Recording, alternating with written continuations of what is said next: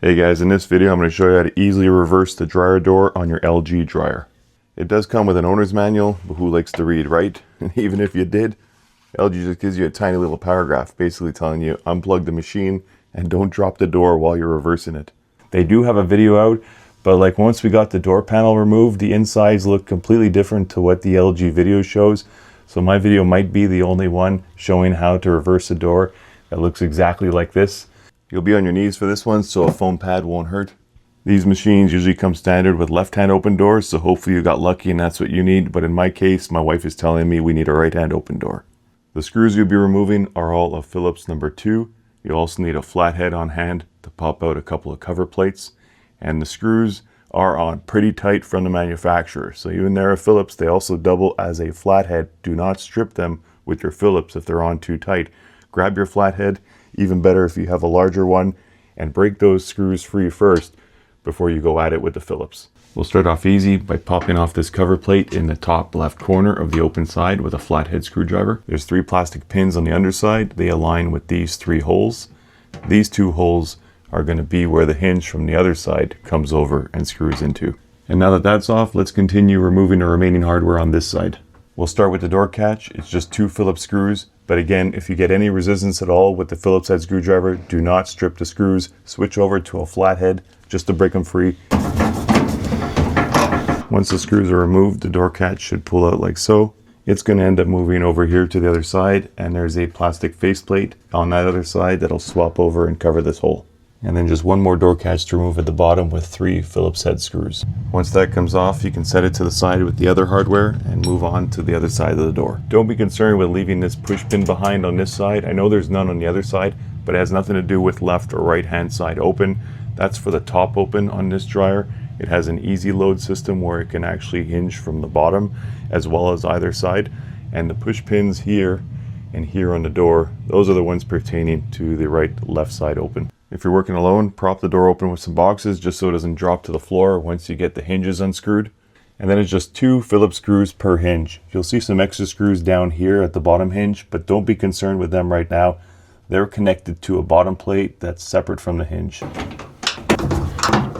And here's all 4 screws removed from the hinges. You can see with the door propped up properly, it's not going anywhere. The hinges are still seated in nicely.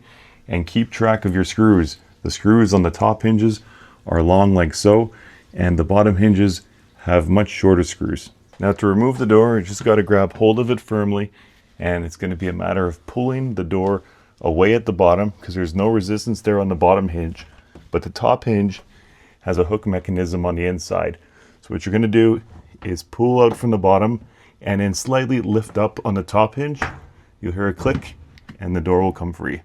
And you can set the door aside for the meantime. We'll work on that in a second. It's a bit more involved than the cabinet, but the good news is we can set it up high and finally get off our knees when we're working on the door. So let's stay on our knees just to finish this off and swap over the hardware on the actual dryer cabinet. We'll start in reverse order. The first thing we removed was this faceplate. We'll go ahead and snap it in on the opposite side. Next was this latch mechanism. We got to swap over here now. First, we're going to pop out this faceplate and we can pop it back in right here.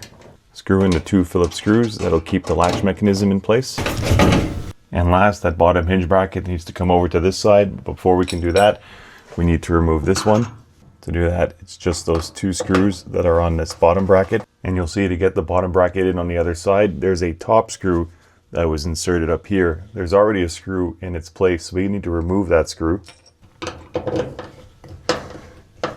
Hey guys, this is what I've been talking about with these screws in so tight from the manufacturer. This screw here was hidden in behind the hinge, not being used, so it was so darn tight. Couldn't get it with the Phillips. Even with this super long, super fat flathead screwdriver, took me a while, and you can see I even started to strip the screw just a little bit before it finally broke free. So take your time and don't strip any screws. Once that screw is out, you can go ahead and plug it into the hole on the opposite side, because we're not going to need this hole over on the left side. And now with that 3rd hole free, we can go ahead and grab the bottom bracket from the other side, and it's got places to screw in now.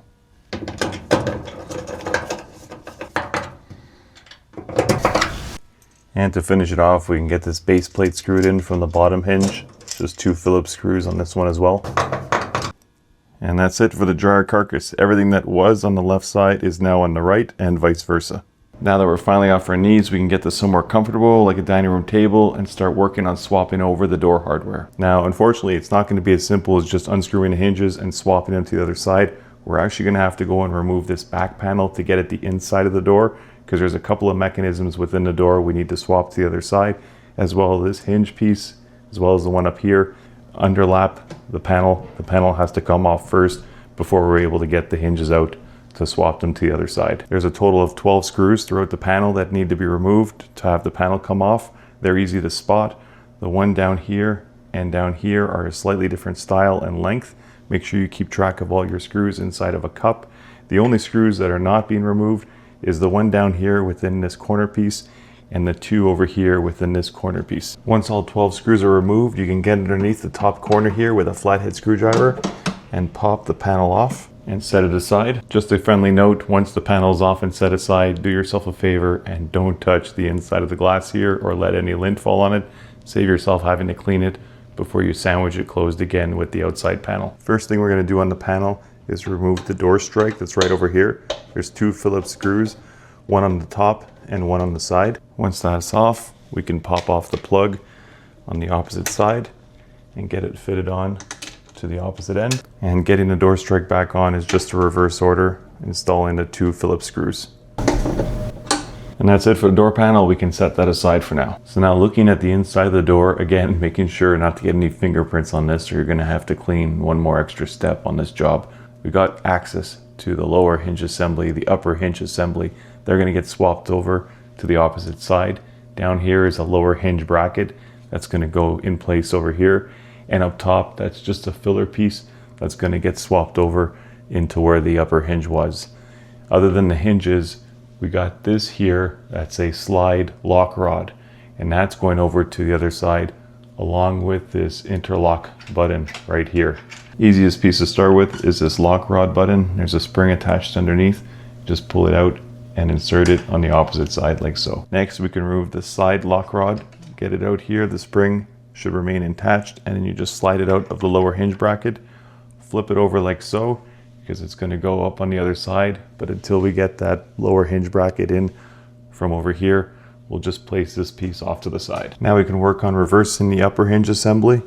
To do that, we can pull out this filler piece. It's going to go over here on this side. Then there's two screws, Phillips screws, right in here on the upper locking rod. We just got to remove those. And then this plastic piece will come out, and the whole upper locking rod with the hinge assembly will pull out. There's some pins here.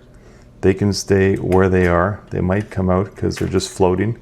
Just make sure they stay back in place, and you flip over this whole upper locking rod with the hinge assembly and reinsert it over on this side like so. And then this plastic piece can go back over top and reinstall the two Phillips screws and plug in the filler piece over here on this side. Now we can work on the bottom, starting with the lower hinge bracket on this side. There's two screws to remove, and the lower hinge bracket can come out, be set aside over on this side, and two screws here on this lower hinge assembly. Once removed, this lower hinge assembly can be flipped over and brought onto this side, and it should fit nicely into place.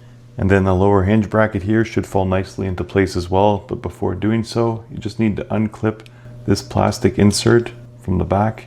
Just push in on these tabs, pop it out, and reverse it, because it's the inside screw now that we're on the opposite side that we need to access. And then that should seat nicely inside like so. And if you've already forgot which screws go where, it's the long screw that's going to go right into the plastic piece right here. And the short screw is going to go right up top on the outside hole right there. And on the hinge assembly side, it's the long screw that goes inside right here. And the short screw is going to go at the top on the outside here. Now the last thing to put in here is the side locking bar. It's going to slide into the lower hinge bracket down here. And the spring is going to nestle inside the plastic grooves over here. And now the only thing to verify is that the top locking bar and the side locking bar are not overlapping. They're just butting up against each other. Then we just need to replace the door panel. Before doing that, one little thing I forgot was to pop out this plug right here on the left. It needs to be open because there's a pin now on this side that has to pop through the hole.